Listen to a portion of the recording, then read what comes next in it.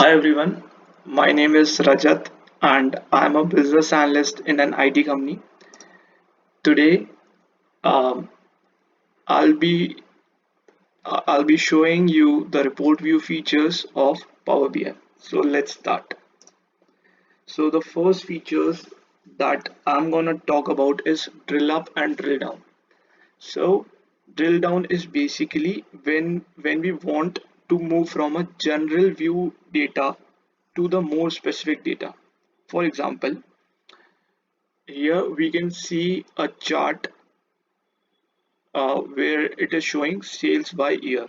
And if we want to see sales by day, if we want to see how a company performs on a daily basis, then we can use the drill down option. So what we have to do is basically we have to click on this option right next to this squared square thing, and then it will move from year to the quarter, quarter to the month, and month to the day, and then we can easily able to see it. For that, usually if these columns are there in Power BI, automatically Power BI creates an hierarchy. If these such columns are not there, then we can create our own hierarchy as well. Similarly, drill up is used when we want to move from more specific data to the general data, and just we have to click on this option and we can move from day to year. So let's move on to the next feature. So next feature is the drill through. uh, Drill through is basically used when we do not want to display everything on a single dashboard.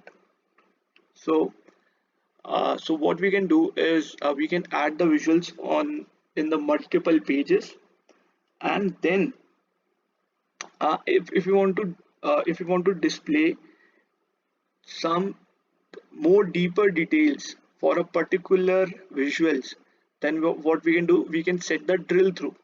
So if a user is on this page and want to see more deeper data of it, so what the user will do is right click on it, go to drill through, and automatically this page would be visible. And when the user click on this page, then more deeper data which can be formed in like in any format, so that would be visible.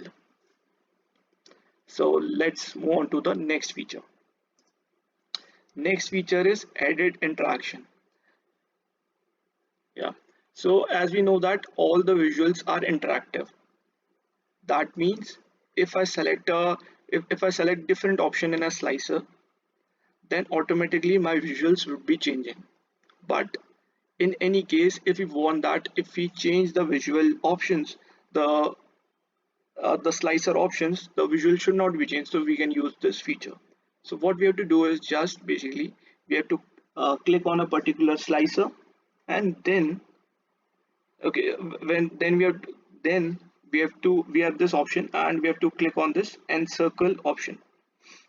Then automatically when we'll be changing different options in slicer, the visuals would not be changing, that particular visual would not be changing.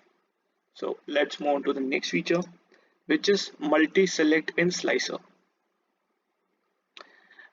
Usually we can select only one option in a slicer, but in case if we want to select multiple options, what we can do is, this is a very simple step. Just you have to click on control, and then automatically uh, these buttons would be changed to the check boxes, and then we can easily select multiple items. Another way would be we have to click on format, and in selection controls there would be an option of multi select with CTRL. Just we have to turn off it, and automatically these buttons would be changed to checkbox. Then we can select it.